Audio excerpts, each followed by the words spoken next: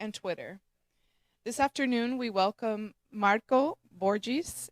He's an exercise physiologist, excuse me, and the founder of 22 Days Nutrition, New York Times bestselling author, and a plant-based living advocate. Passionate about guiding people to develop healthier lifestyles, he has spent the last 20 years as a lifestyle coach and touring the world empowering others with tools for ultimate wellness. He is the author of The 22-Day Revolution, as well as Power Moves, the 4 motions to transform your body for life. He lives in Miami with his wife and their 3 sons. So today, in conversation alongside Marco, we have his publisher and longtime friend, Raymond Garcia.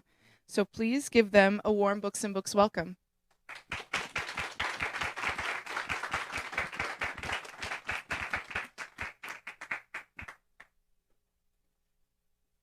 Thank you. Thank you very much. Perfect. Thank you. Thank you all for coming. I know it's kind of scary out there today, right? It sounds like we have a hurricane coming. So I appreciate you all making it in, even though you know it's probably going to be raining by the time we leave here today. So first, I just want to thank you all for taking the time to make it out here today. I always get such a warm welcome here at Books and Books, so thanks to Books and Books for always welcoming us back to their home, which feels like our home now. Thanks to all my friends, my family, our friends from Gulliver, our extended family that's here.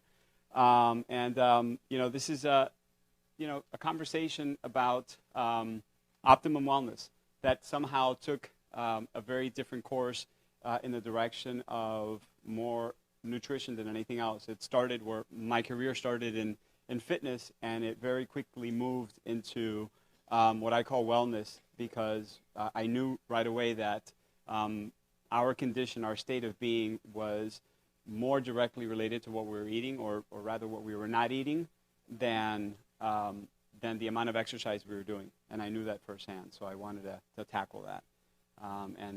We could just start and Well, I just want that. Thank you for the wonderful introduction for Marco and I. But how do you really introduce a guy who has saved my life, improved my life, given me a life I never had? How do you introduce a guy who does that for people around the world?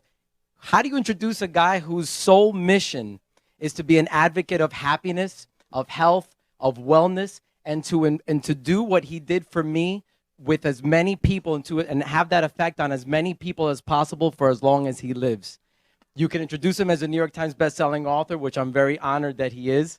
You can introduce him as the author of the 22-Day Revolution Cookbook, which is what we're here for. But I introduce him as my savior, my brother, Marco. So thank you so much for having me, man.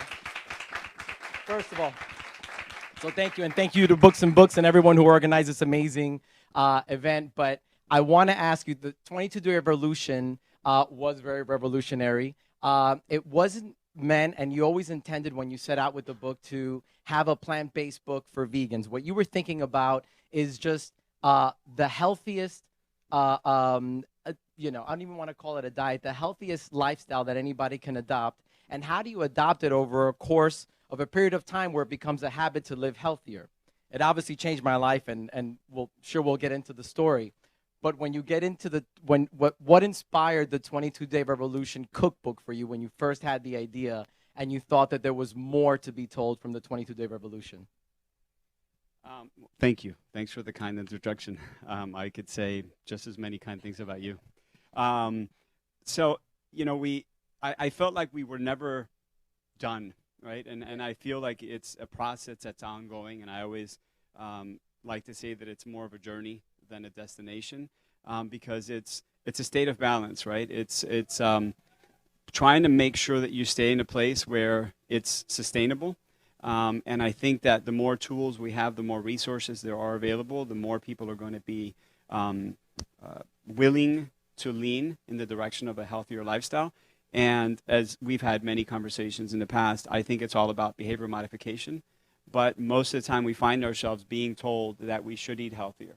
And you get the news flash, right? New York Times now says butter's out. New York Times now says butter's in. Yeah. Wall Street Journal says fat is all the rage. Wall Street Journal says, and what happens is that we are bombarded, and it's not that we intend to, but we are bombarded on a daily basis with so much information that oftentimes it's numbing, and we just kind of shut it. We shut it out of our system. But the reality is that we don't take the time. We've become a little bit immune to it, so we get lazy and we don't read. So you read butter's in, and when you really read the article, you realize that butter really isn't in. It never was, and it never should be, right? So when you look at the amount of conflicting, write-ups that we have, it's my responsibility because I know better to do better, and it's my responsibility to continue to be able to arm people with the tools for success. And what a better way than when you tell someone you should eat healthier than to actually show them how to eat, right? So I always say that our kids learn from what we show them, not so much from what we tell them. And I think adults are very much like kids. We're big kids. And it's easy to tell someone, you should exercise every day. And you're like, what is exercise? What do I do for exercise? Is walking enough? Is weights what I should be doing? Should I be spinning? Everyone's spinning. Should I be doing Barry's boot camp? Barry's boot camp is a rage. So we're lost. We're confused. And in that confusion, we don't do anything.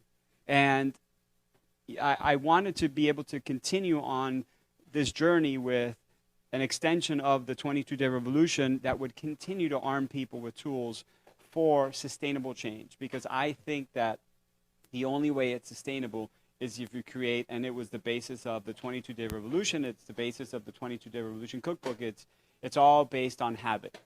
We are what we do continuously, right? What we do on a continual basis is what we are and what we eventually become. And what you eat today, you will crave tomorrow. And I know that. So if I'm able to empower the reader with more tools, better recipes, to continue to live this life without feeling as though they're depriving themselves, it's more about what you're adding than what you're subtracting. And a lot of times people tell you, well, what am I going to eat? Let's just stop and let's think about that for a second, right? You're going to remove what? Chicken? Beef? Pork? Eggs? Milk? I don't know, if you get fancy, you eat lamb or you eat a handful of foods. What are you adding to your diet? You're adding the entire rainbow of vegetables. You're adding a ton of seeds and nuts that you never ate before. You're adding a bunch of legumes and a bunch of beans and a bunch of exotic grains and quinoa and a bunch of dishes in many different ways that when you realize what it is that you're doing, you're really not subtracting. It's about addition. Because what happens is we become conditioned to eating the same thing every single day. And it's chicken.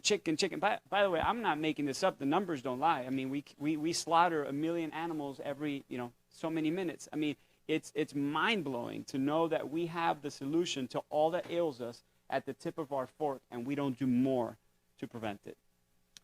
Well, I have to, this, but I have to admit that I, up until about maybe 3 years ago, probably never even had a vegan side dish, because if it was a vegetable, it probably had dairy, cheese, or it was creamy. Because if I wanted corn, it had to be creamy corn. If I wanted spinach, it had to be creamy spinach. So, and it was actually, in fact, when I called Marco one day, and it not only was now affecting my weight, but now affecting my heart condition, that I called Marco and kind of confessed. I felt like I called my priest and I said I did something really bad, and I just fessed up to, how terribly I was eating.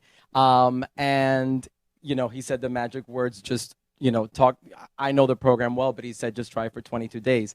I lost 22 pounds in my first 22 days. I ultimately lost over 70 pounds, and I've kept it off for almost 3 years already. And now it's just a lifestyle. The reason why I mentioned that is because in the beginning, when I started, everyone was like, they're like, if there are any, Cubans in here, my Cuban family would be like, Niño, tú estás loco, pero ¿qué vas a comer? Eso no es alimento. Like, you're not gonna have you're not gonna be healthy. That's not food. But then we go to the same parties, to the same homes, and we're all enjoying ourselves in the same way, except they're either staying the same or probably getting bigger. And I'm not judging. I've been there right with them all of my life, but I was actually getting smaller. And after a while, they were like, maybe I should change what are you eating again? And it went from 100% non-plant-based to then maybe they had 20% for me to be nice. And now it's 80% plant-based and 20% for the ones who just won't come around. And I saw it affect everyone around me.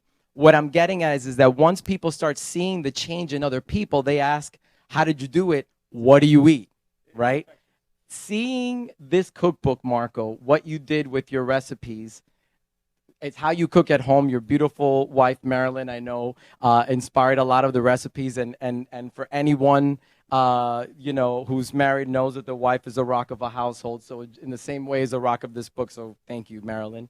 And Marco put together these amazing recipes that when you hear plant-based, when you flip through that book, you do not think plant-based. This is just an awesome cookbook. I mean, I really mean it. Whether you're plant-based, vegan, not vegetarian, eat whatever, whether even you're a food lover, you will love this book. So tell me, what was your approach when you started to think of the recipes? Is it, what you eat? Were you really trying to challenge yourself and think of what are things that people are going to really love in this book that'll reach as many people as possible? And once you put them all together, I will also ask you, tell me some of your favorite dishes. Yeah, so it really wasn't an exercise in trying to be sort of we weren't trying to hide the ball, right? We weren't trying to be creative in how we disguised a plant-based diet. The reality is that we're constantly being asked, well, what do you eat?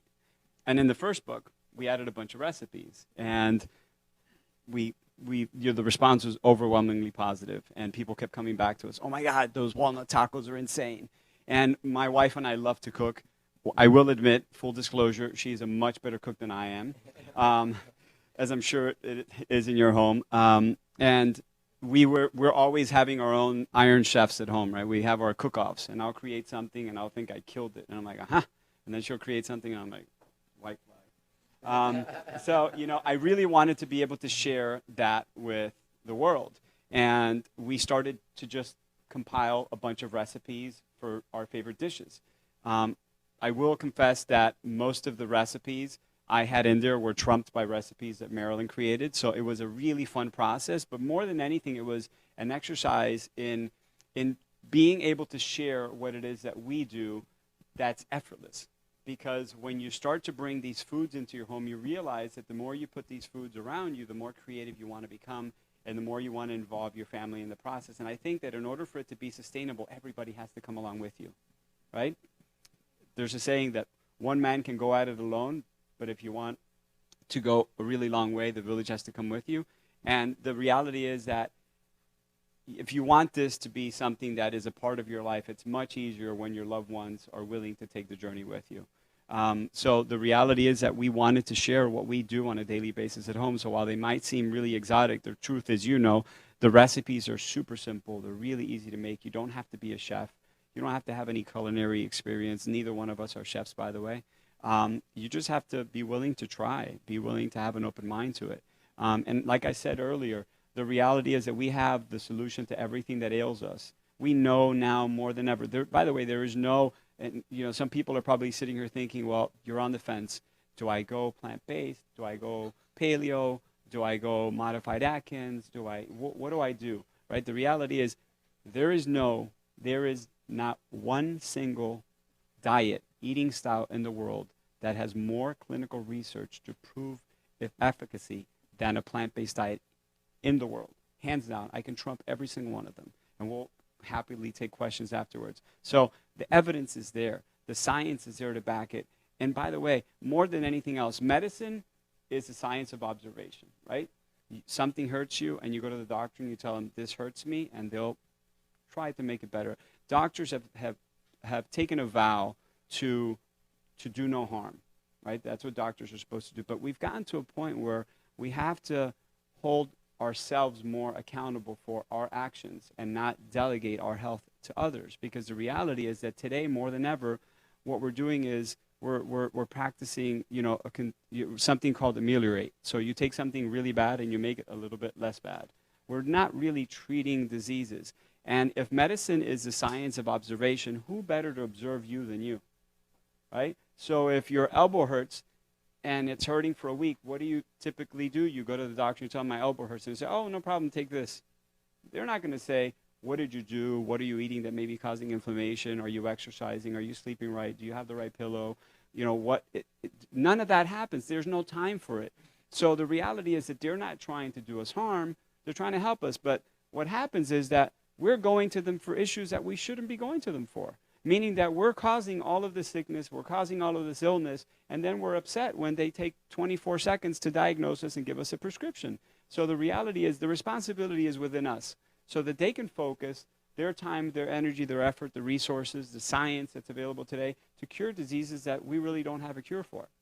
So at the end of the day, it starts off with recipes that we cook at home and we want to share with the public. But the reality is that it comes from a much deeper place within me that I was having a conversation at Revitalize this past weekend with a doctor that I just met there who is like an expert in the microbiome, and he's a clinical oncologist. And I said, isn't it terrible to come across these individuals that for a fact, without a shadow of a doubt, they could have prevented whatever it is that they're going through with just a healthier lifestyle. And he said, no, I don't think about that at all.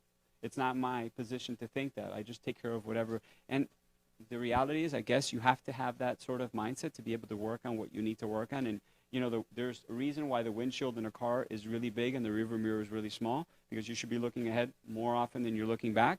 But the reality is that if we know what's happening behind us, then we can probably predict how we can avoid it in the future, right? So I'm the guy that's all about prevention, and I know that with our actions, our daily actions, we could prevent most of the things that are happening to us. It's been estimated that some 85% of what we spend in healthcare can be completely prevented if we just took better care of ourselves. So yes, it comes from the place where we want to share really delicious recipes, but it's much more profound than that. It's about sharing a lifestyle that I think can lead us in the direction of not just a healthier body, but it encourages people around us. As you just mentioned, your family starts to get sort of interested in what you're doing because you feel great, and it's really contagious. I know when I started, I was the only one, and again, my family looked at me and thought that I was nuts because I was always thin and I never really had to lose any weight. So when you start practicing this, people first they look at you in sort of like amazement that you could actually pull this off, because they think it's impossible, and it's really not impossible. But the reality is that because you feel so great and you have such great energy levels and you're sleeping well and you're sharing all of this wonderful information with your friends and your family, they get interested in the lifestyle. And I can proudly say today that most of my family is 100% plant-based. And although we grew up in a household with a single parent where my mom was constantly, trying to play this balancing act with us and did an amazing job, the reality is that it gave me the greatest pleasure in the world to know that she was willing to come along this journey with me, because if there's one person in the world that I want to live to be 125, it's definitely her. So my mom, my brother, my wife, my kids, I'll back up for a second. They said I live in Miami with my 3 boys. We actually have a daughter as well, Mila, who's just turned 1. They need an updated press release. That's in the last book. That's in the last book. She would be upset if we didn't mention her. So, Mila, I'm thinking about you. I love you. So that's really where it comes from. And my favorite recipes, God, that's like asking me which one of my kids I love the most, right? So we're missing, as much as you are the premier today, we're missing the true star, which is this cookbook. So let me grab it as you talk to me. There's a lot of recipes that I love. I mean, from the easiest recipes, I love smoothies. I'm really into smoothies now. My friend Mark in the back knows. We just started playing around with some green smoothies that are absolutely out of this world. It's a great way to start your morning. It's a really great way to not skip breakfast and take in all the nutrients you need, but in a really delicious way. We love the overnight oats and the chia. I'm a big breakfast guy. I'm like an early riser. We all are at home. Everyone's like, what do you eat for breakfast? I'm like, there's so many options. So yeah, there's so many incredible recipes there that I could literally rattle off 100 of them. I'm a big chana masala fan, and I think we probably have the best chana masala ever. It was created by my wife. Mine wasn't good enough to make the cut. This is actually raw zucchini noodles that have been spiralized, and we just had that at the office the other day. We tried it at the office, and the girls loved it. That's a game changer. A black bean quinoa burger. So again, the recipes are, while they do look like they take a certain amount of skill, they're very have you guys tried any of the recipes yet? They're very easy to make. You've tried them, I'm sure you have. Is this Maryland inspired? Because I know you're a chef. Yeah, we actually took that from one of our favorite places. There's a restaurant in New York City that the chef is Matthew Kenny. He created this raw lasagna that's just out of this world, and I think everyone has their own spin on his lasagna, but we definitely have to credit him for that because he came up with the original raw lasagna, and we love it. And there's actually a Cuban bowl in there because we love Cuban food and we love our beans, so we have a bowl there that's absolutely amazing. We actually have this blows my mind. That's the Cuban bowl. We have a that's it. And it's plant-based. Yeah, it's amazing. I mean, you have just take the pork out. That's you have more protein that you need in a day because most people ask you, how do you get your protein, right? So when you look at it, you have a ton of protein in the beans, you have protein in the avocado, you have protein in the brown rice, you have a very minuscule amount in the plantains, but there's protein in everything, and that's pretty often one of the areas of hesitation for most people. How am I going to get the adequate amount of protein? The reality is that we as Americans consume about twice as much protein as we should be consuming on a regular basis, and about 50% the fiber. So what we should be doing is flipping it around. This allows you to eat the right amount of fiber without even thinking about it. And what we've done here is that we wanted it to be accessible and we wanted it to be easy for everyone to use, but at the same time, I said earlier that I want to be able to arm people with the tools to succeed.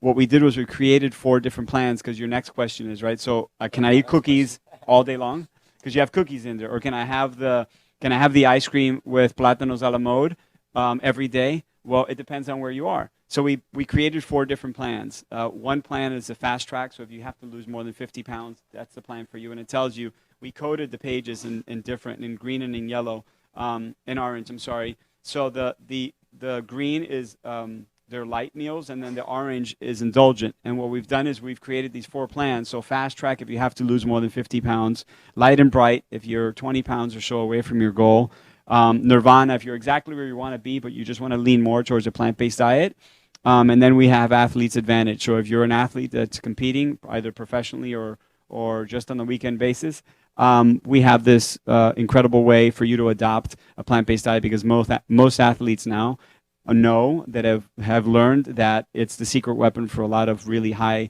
level, really high performing athletes, because it reduces inflammation, and because of the way that you could recover faster, so you could actually train smarter instead of training harder. So we've really thought about it in a way where you could use the book to meet whatever your health or fitness goals are.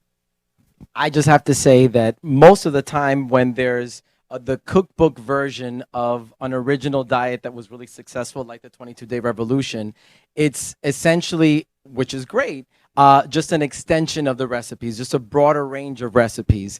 What makes this cookbook so revolutionary is that you could customize any health goal that you have with this cookbook to whatever goal you have. You could reach it with all of these amazing recipes. And it's not just one thing for one person. I mean, there were people who would see me and think like, well, how did you lose 22 pounds in 22 days? I did it, I only lost 5 pounds. But there was, we're not all following the same plan. I think that's one of the things coming from the 22-day revolution, which was essentially more, the Bible of this program. No blasphemy intended, but it's, to the bedrock of the program, but as an extension, how Marco has diversified this book and have really allowed it to become something that is not just a tool in your kitchen, but a tool in reaching your goals, truly sets this book apart from cookbooks that come after a big diet book. And I'm just so inspired, with everything that you do with your brand, with 22 Days Nutrition, with the 22-Day Revolution, with the 22-Day Revolution cookbook, and everything else that you continue to do that really continue to find smarter and better ways to affect change, to affect happiness, to affect health, and just to make the world really, really a better place. So I just have to thank you, in a huge way. I'm sure on behalf of many people. And to that, I'll open it up to any questions, but thank you so much, man. Thank you.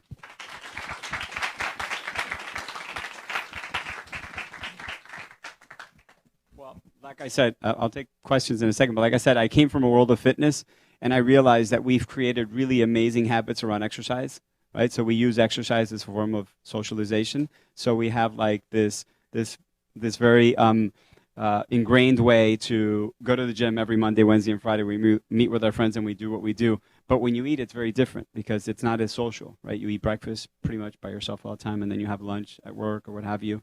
And then dinner, you don't go out for dinner every single day, or maybe you do, but if you do, it's probably for work or whatnot. So I realized very quickly that while we had created really amazing habits for exercise, we had not created really good habits for eating healthy.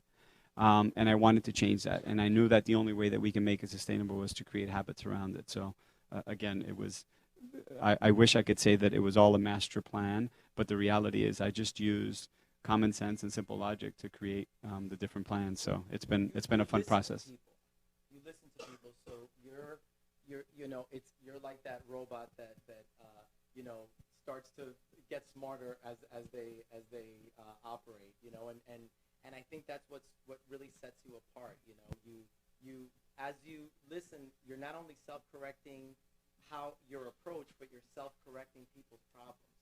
And so everything that you do just gets smarter and smarter and more effective, which is most important. We have been friends for a long time, and it took me quite a bit, a lot of self-correcting on your part to finally get to me. But once you did, I never looked back in that small rearview mirror. Well, the truth is that I owe all of my, if you want to call it success, to my friends and my family because they've been the greatest teachers. And you're right. I do like to listen, and I think that when you listen, you learn a lot. And there's two different types of listeners. There's people that listen to answer, and there's people that listen to understand. And I would like to think that I'm the latter of the two. So I listen to understand what the mechanism might be that they're missing or where they're failing so that we can help them correct it. And it's always been an incredible process for me. There's no challenge that's too big for me, and I always want to take my sister the other day said, do you always do it on purpose, that you try to do the most difficult things? Is that how you're wired? Do you like to struggle? Do you like to suffer? Because you always pick the most difficult tasks to take on. And it's not that. I mean, I think that from a very early age, I decided that I wanted to help. I just wanted to help people. And initially, I wanted to become a doctor, and I realized that it was a lot more reactive than it was proactive. And I decided that I wanted to be on the proactive side of it. And knowing what I've known and knowing what life has taught me along the way, I think that I'm pretty well equipped to be able to help people move in the direction of better health. And again, I think that if we work together with an open mind, that we move in the direction not just of better health, but think of the things that happen, right? So you move towards a plant-based diet. And if you're not, is anybody here a plant-based eater? Plant-based? Yeah? Amazing, right? So you can all chime in, right? So the reality is that you start to eat plant-based, and you do it for the right reason, completely selfish reasons for you, because you want to live a long life, you don't want to see heart disease, you don't want to meet stroke, you don't want diabetes, and you know that you can probably prevent most of this stuff if you just eat healthier. And then you start to eat plant-based, and you're like, wow, this is pretty amazing. I've just cut back my carbon footprint by, imagine. I mean, it's like there's more greenhouse gases created with animal agriculture than there is with all transportation combined in the world, right? At the rate that we consume meat, we will not be able to consume meat in the next 30 years because there's just not enough land mass for it, and there's just not enough water for it. So when you look at the effects of what you're doing, it's almost like you go to the store and you buy a really cool pair of shoes, and they're like, oh, before you go, here's a bag, and here's a new watch, and it's just like the gift that keeps on giving, right? Because you intended to do one thing, which is just to stay healthier, or get healthier, and you wind up realizing that it has a much more profound effect. And then what happens is your friends start to take notice, and you realize that maybe I ate very clean, and I've been the same weight since I was 16 years old, so I consider myself to be pretty healthy. But the people around me that needed it the most started to take notice, and then they were bit by that bug. And now my actions are helping someone else. And I've also reduced my carbon footprint. And then you really start to think about it, and you're like, okay, those videos that I never wanted to watch about how animals are raised and how they're slaughtered and tortured, let me take a look at a few of them. And then you're like, oh, okay, I'm glad I know now, because now I will never go back, right? So you start to become more conscious. So you have an elevated sense of self. your consciousness is at its peak. And then you start to think about the people around you, right? How could I be kinder? How could I be nicer? How could I be living this lifestyle and not be kind to people? How could I not be more patient? And you find yourself honking fewer times and, throwing that finger at people fewer times. And you just have this state where you just feel like you're much more at peace with yourself. And this may sound crazy to anyone in here that hasn't tried it, but those of you that raise your hands, am I too far off base? Am I on? Am I on point? Okay. So if there's one thing that we do for ourselves that can have, let me take that back. There is no single action that you can take that can have a more profound effect in the world than adopting a plant-based diet or moving towards a plant-based diet. So it's pretty amazing that you start off by trying to prevent heart disease, and then you maybe have the cure to, world hunger, and may have the cure to, or may have the solution for peace, because we all become nicer people. So it's just, I can't say enough about the lifestyle because I'm living it and I'm experiencing it. And if there's one thing that I can leave you with today, it's give it a try for 22 days. That's all you have to do. Just try it for 22 days. I promise you will never look at food or life the same again. I promise you. So, questions? Yes, sir.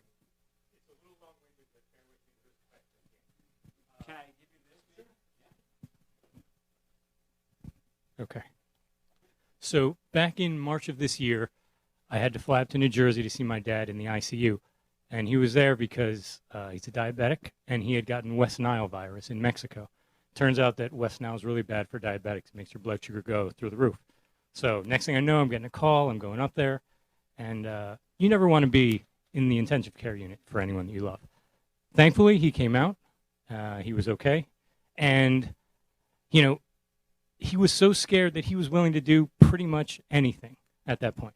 And so my wife has gotten me to be plant-based. And I said, Dad, you should probably try this because, I don't want to see you in the ICU again. So he started doing it. Within about 30 days, he had lost 10 pounds. By 60 days, his blood sugar was normal.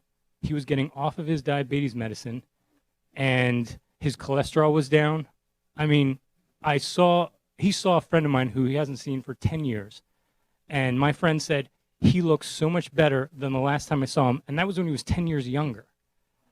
So the question I have is, I watch TV and I see drug commercial after drug commercial for diabetics. And I'm wondering, how do we get this kind of information into people's hands? Because there is a solution, you're right. And nobody's talking about it. They're just talking about drugs and drugs and drugs.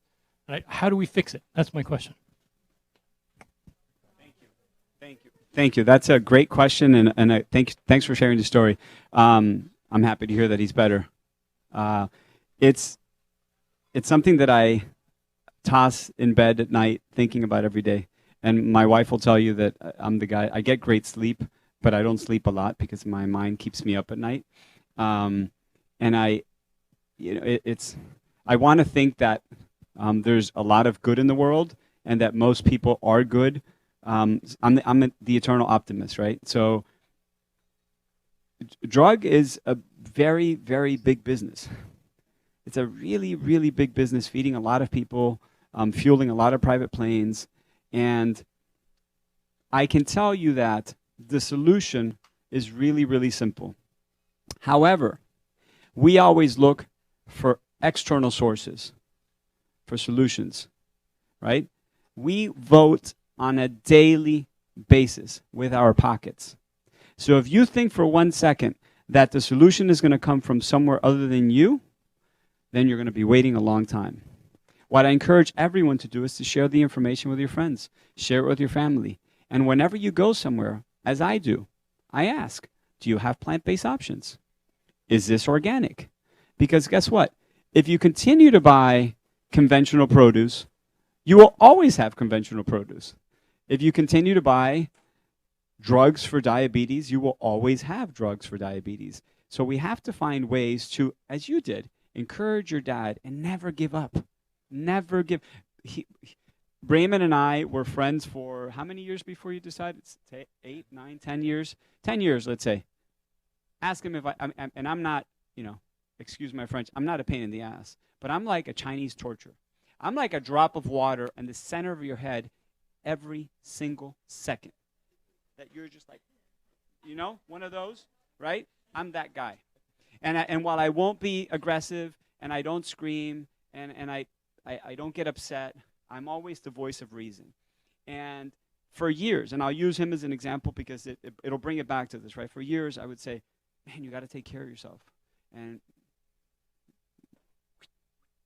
do it for your kids. You have kids now. When we met, neither one of us had kids. Do it for your kids. Do it for Raymond. Do it for Emmy. Do it for Michelle. She's going to find the sexier. Nothing. None of it worked. None of it worked. I mean, it was like constantly. We'd go out, and he literally would have the healthiest meal in the month when we would go out.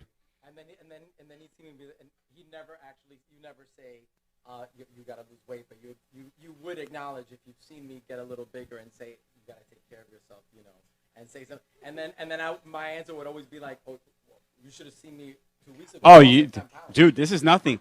Last week I couldn't put the suit on. Okay, look at this. Look at this. And he's going like this. Look at this. It closes. Last week it didn't even touch. That was Raymond, right? One day I said to him, okay, you know what? I've got to take this in my own hands. I said, you know what, man? I'm tired of this. You're going to work out with me tomorrow. I commute, to New York, Miami. So I'm in New York for the week. And I said, come to the hotel. The entire week we're going to work out. I'm going to start training you. We're going to work out together. He's like, oh, that would be awesome. We'll do it. I said, okay. He shows up at the hotel. He says to me, I'm downstairs. And I go downstairs, and he's outside in the sidewalk, stretching his ankles. I said, all right, we're going to go for a light run, and then we're going to go work out in the gym. He says, okay, no problem. We go for a run, and in my mind, I'm thinking I'm being super, I'm like, I don't want to scare him, so I'm going to be really easy on him. So I go for a jog with him. We go to Central Park, and we run around Central Park, and then we come back to the hotel. And as we're getting to the hotel, I see that he's like he's really starting to show like he's fatigued, he's struggling, he's like getting there. And one thing happens, in New York, you have to be very aware of your surroundings because you'll get run over, right? So I'm looking to see what's going on, and a bus goes by, and I somehow lost my concentration in him, and I just keep running, and I run into the hotel, and I run in, I'm like, man, that was so, and I was like, oh, he's coming in now. So I just stood around for like a second or two, and then he doesn't show up. So I go outside, and the guy goes to me, hey, you looking for your friend? He's around the corner throwing up in the bushes. He's there. Can I tell you? He's there. When Marco was running, it was like, have you ever seen in Mary Poppins where there's like the little animation? It was like birds were chirping around him. And everyone's faces, because I'm behind him, I see their faces, they were all glowing. They went from like bitter about their day and see him, they're like, hi. And then birds chirping. Then they would pass him, and they would just be panic in their face, and that would let me know. He ran like he was like, in joy. I ran like somebody was chasing me. And I'm just trying to keep up, but yes. So, needless to say, we didn't work out the next day, or the day after that, or the day after that. I was on my own that whole week. But what I'm getting at is I didn't give up, right? I didn't give up, and I kept at it, and I kept at it, and kept at it. And I won't bore you with all the long details, but it's important to say that he knew that I was there. He knew that I was there every step of the way. And then one day he went through some he's in the best place of his life. He is an absolute, and while he's trying to make it about me, the reality is he's an absolute rock star. There is no better publisher on planet Earth than Raymond. He's the youngest publisher. At the time was the youngest publisher at Penguin with his own imprint. I mean, just like the guy's brain is like, it works differently. He's just wired to publish the most amazing and produce the most amazing content you could ever imagine. A lot of the biggest names you've seen, this is the guy, right? So he's in the top of his world. His wife, another rock star, beautiful family, beautiful kids. They have everything, except this guy doesn't want to be healthy. And I'm like, what is it about it? I don't get it. Why are people like this? Why do we have these destructive patterns in us? Why are we wired this way? We know we have a solution to it. Imagine if someone said, you'll get this because you're in money, right? So someone said to you, I've got the solution.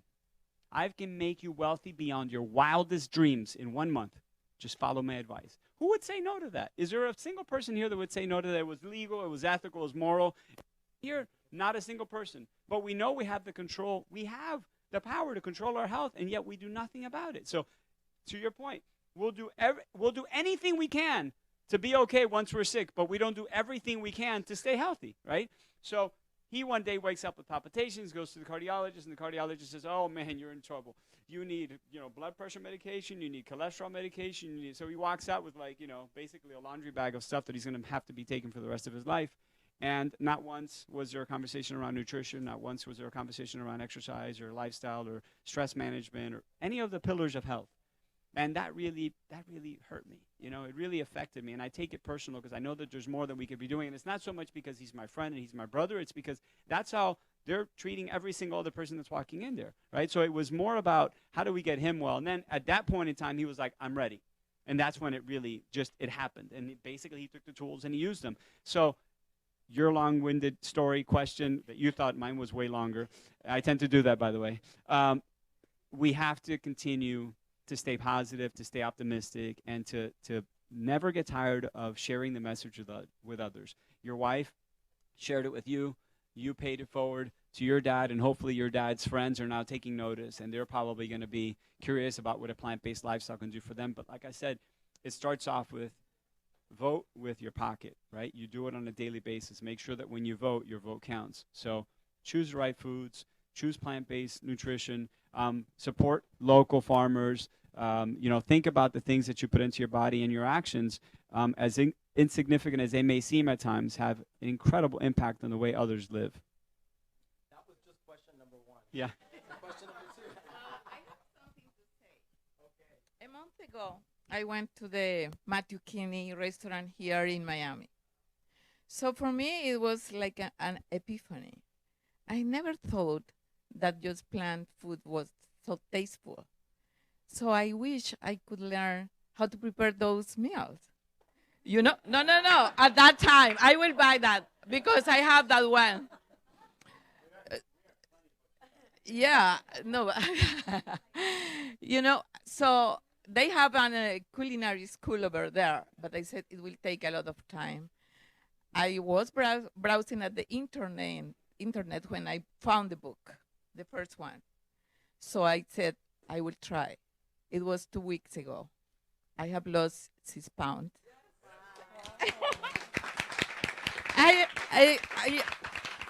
I think I don't have words. I don't have words to say thanks because most of my life I've been looking for something like that.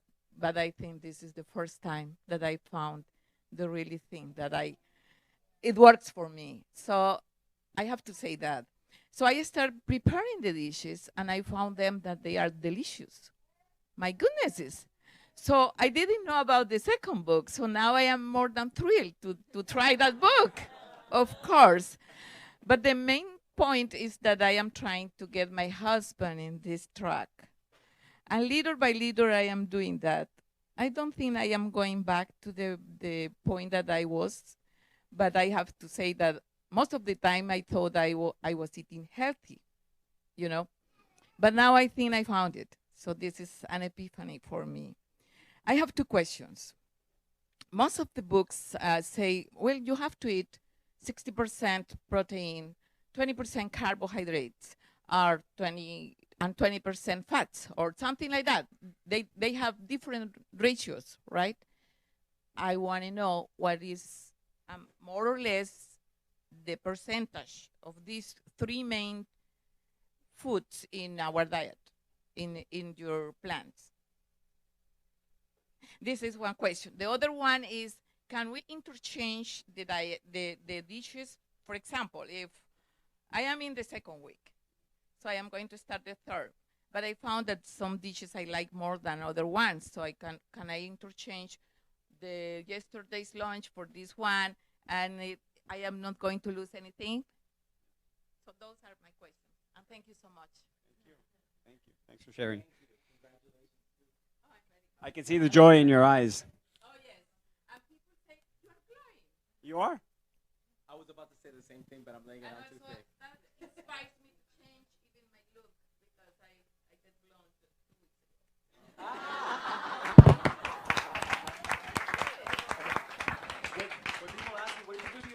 It works. It works. It definitely works. What did you do to your hair? She just say, I'm eating plant-based now. I love it. I love it. Everyone, this is Elma. Books and Books. This is Elma. This is everyone. Fantastic. Absolutely. It would be my pleasure. It would be my pleasure. My pleasure. So first and foremost, I'd like to start off by saying congratulations. And secondly, there is no right or wrong way to do this. And I'm glad that you mentioned you're trying to bring your husband along with you. The reality is there's no right or wrong way to do this. And a lot of times, because it has sort of a label, vegan or plant-based or vegetarian, we think it's all or none. And because we think it's all or none, we're wired for perfection, right? We want to be perfect at everything we do. And if we know we're not going to be perfect, we just might as well not do it. Well, not so fast. Because the reality is that the more you lean towards a plant-based diet, even if it's just one meal a day, the more you'll see the benefits and the results. So there's no wrong way to do it. Encourage your husband to try 1 day a week, meatless Mondays.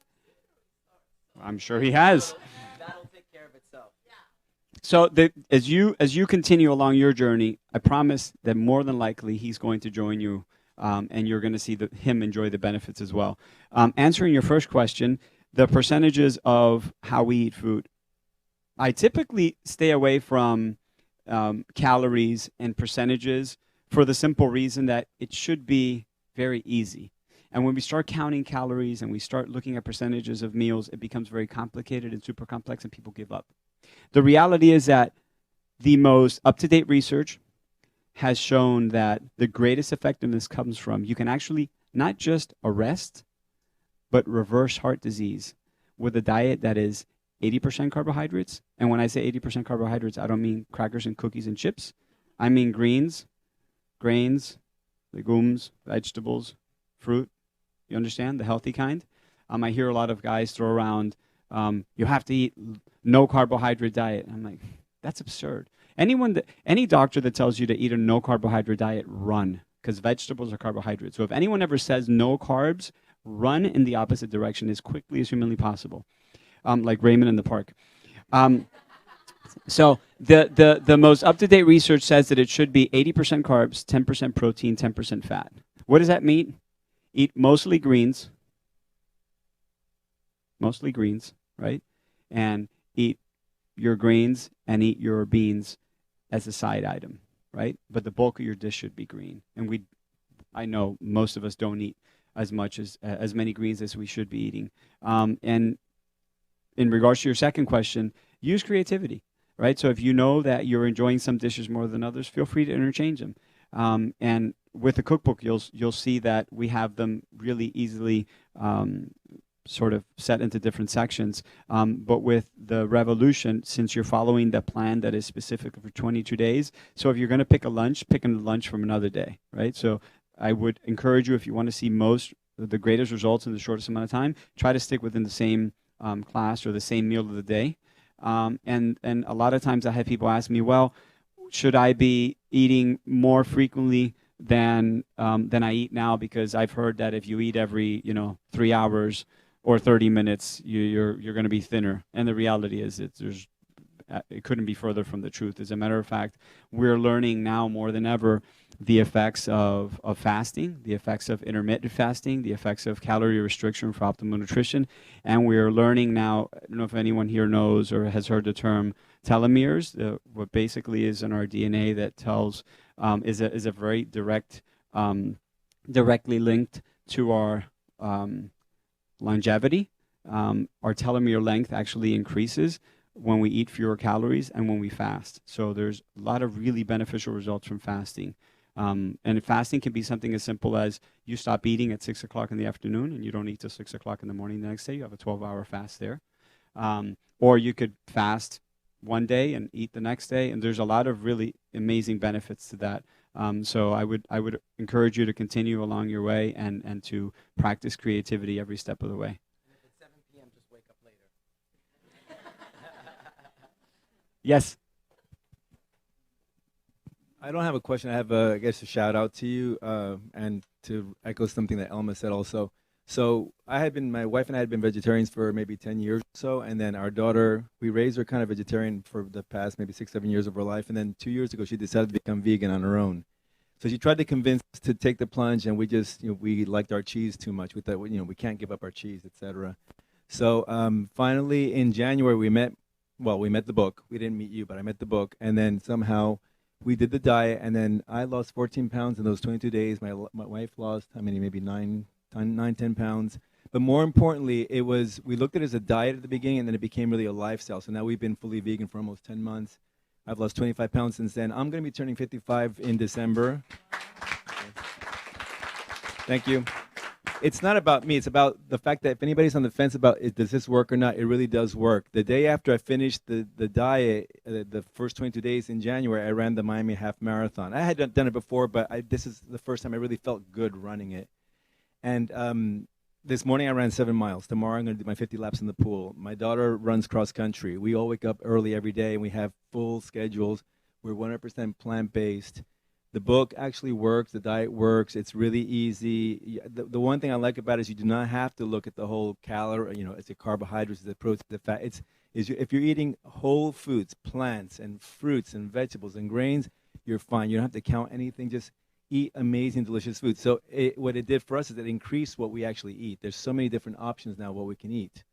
And the other thing I wanted to say is that you were touching on so many important topics, and one of them being that we're fortunate that it really brought us together. We were always a really cool together family, but our favorite room in the house is the kitchen. We all get in the kitchen when we come home from work and school, and we all cook together.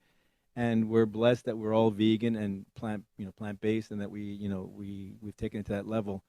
And also, I wanted to say that it's not just about eating well and being healthy. It's everything you said about the environment and also about the compassion part, because I think that people forget when they're eating something, how much suffering is involved in that plate of meat.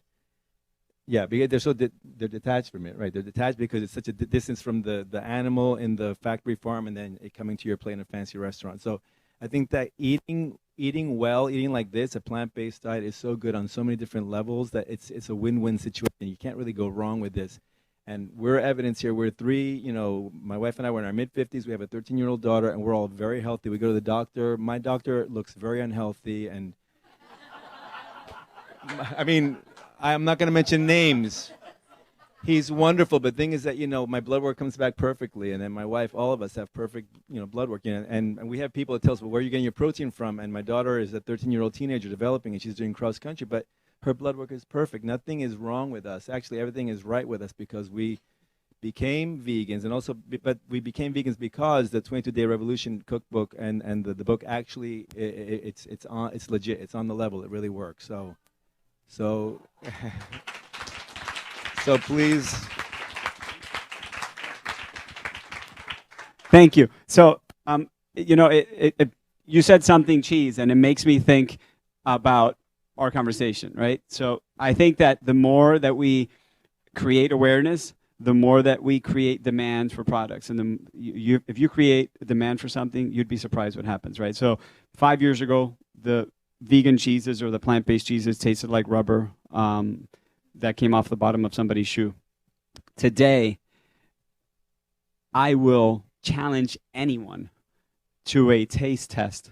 I guarantee you will not know the difference between the plant-based cheeses and the most expensive cheeses at your favorite cheese shop. I mean, literally, they will blow your mind. There's so many options out there. Miyoko's Cream. Have you guys tried Miyoko's Creamery? It's only available online right now because it's on the West Coast. It's going to make its way over here soon.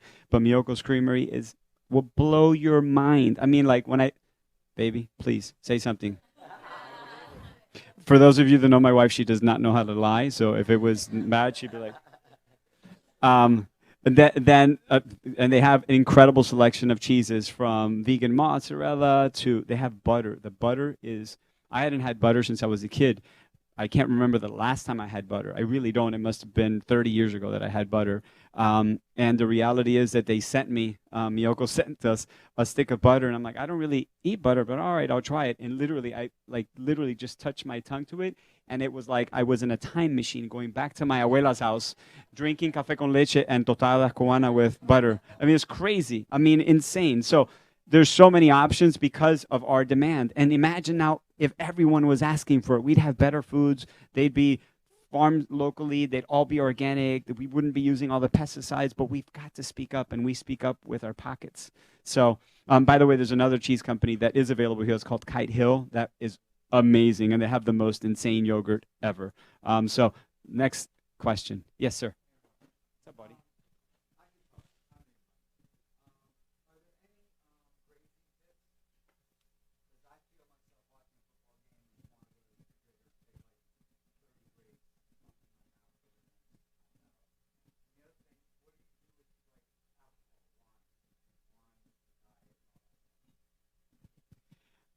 Grazing. It's one of those things that you are fortunate. You have great genes, and you are always on. I know you're always on the go. I know you. Like I know him, so I know he's a mile admit he's got more energy than anyone I know. But you're fortunate, right? Because you move around a lot. But the reality is, grazing is really not a good thing. We've conditioned ourselves. We've created habits around grazing, so we're constantly picking at something. But it's just not. It's not normal, right? It's not. Imagine 100 years ago when we didn't have refrigerators and we ate food that was fresh, and we didn't have a fridge full of stuff or pantries full of stuff. We've moved in the opposite direction because of modern day societies and all the advancements in technology. But the reality is, it's at the core of what's wrong with a lot of people, right? If you graze, you're creating habits, you're ingraining habits. Even if it's strawberries or grapes or what have you, there's no reason why you should be grazing on a day, on a regular basis. As a matter of fact, moreover, imagine buying a really amazing car, your favorite car. You bought a Ferrari, and you took it out of the dealer, and you turn the car on, and you sit in the garage, and you just hit the gas, and you just keep your foot there for a day. You think? I mean, would you do that to your car? By the way, it does. I mean, like, I'm going to drive it when I need to go from point A to point B, and then I stop and I turn it off, and I'm done. We have conditioned ourselves to always have those engines running. It's why I tell people not to eat every 3 hours or every 2 hours or every hour, because it just doesn't make sense. You don't allow your digestive system to rest, right? And that there's a nerve in your stomach called the vagus nerve that goes up to your brain that tells your brain when you're full.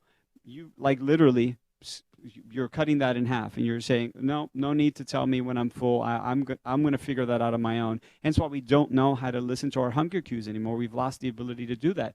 And that's part of the problem with people that are morbidly obese, is they don't know how to listen to their system because they haven't listened for so long. So I think it's a matter of doing a couple of things. It's like figuring out, maybe you need to eat more fiber, maybe you need to eat a bigger meal when you do have your meal.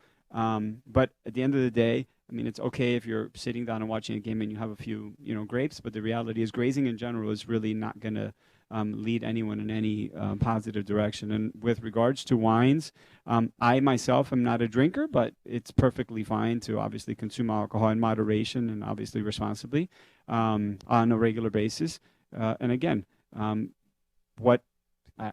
glasses of wine a day. If you're drinking a bottle a day, then you're probably not in the right place.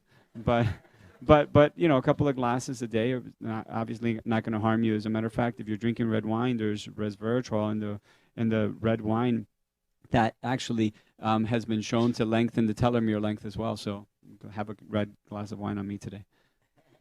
I actually have just 2 comments. One, if you are watching a game, there's a section of snacks and sides, and so there are some really cool little things whenever. And you're right, as a habit, you're right, it's not good to snack, and I've learned that and benefited from that, and it can go. I don't get as hungry as often just naturally. And the next thing I'll say regarding drinking is that for the first 22 days, I made it a point not to drink, and it's less about the calories that I was drinking, and it was more about the habits that would come with drinking. And I realized that it's pretty obvious that every time I drink, I end up eating more than I otherwise would. And that was the biggest problem. So when I cut that out, it had a really big effect on the food I was eating. And also, I have to imagine that drinking leads to inflammation, right? Because there was the benefit of eating plant-based, bar none, number one. But there was also a side benefit in not drinking as often, where for those 22 days, where I really felt cleansed, to the point that I never went out to dinner. Like, for me, I would decide what glass of wine I was going to have, and then I would figure out what I'm going to eat along with it, right? So I'm of that mindset. And so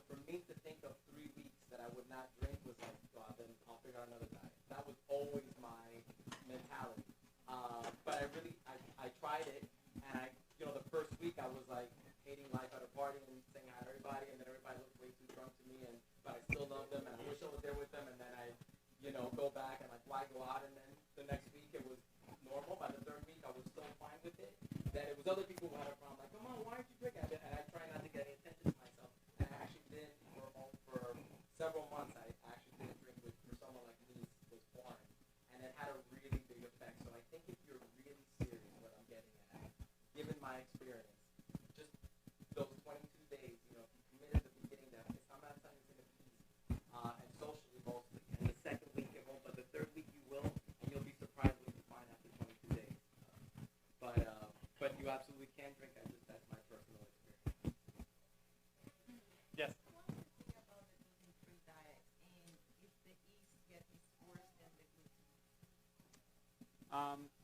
What do I think about a gluten-free diet? I've been gluten-free for 20-something years now. It was the first thing I gave up because of the inflammation, because of the fact that the wheat that we eat today is not the wheat that we ate 50, 60, 70 years ago.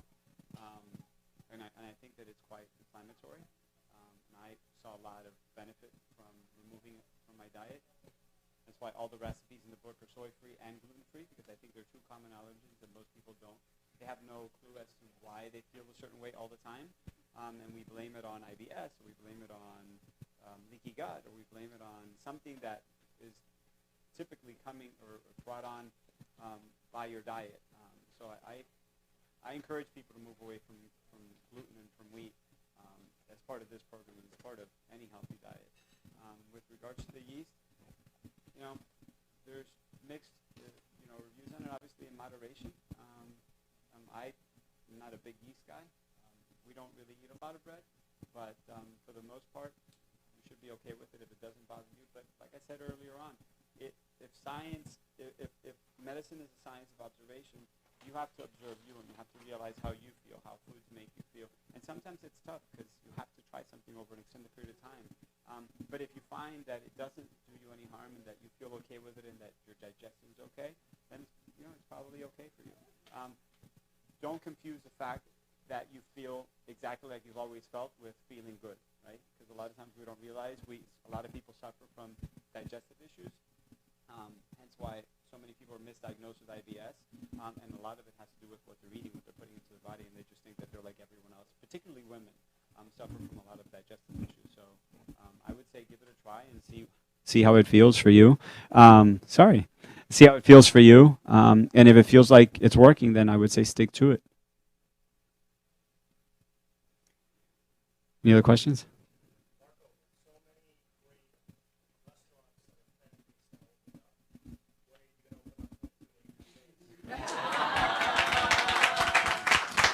Touché. Thank you. Soon. Very, very soon. The reality is that you and I are bi-coastal, right? So you know that it's coming, right? If you go to LA, there's literally 100 restaurants that you could choose from on any given day for any given meal that are super healthy, that are 100% plant-based. At the airport, they have a 100% vegan restaurant at the airport, Real Food Daily.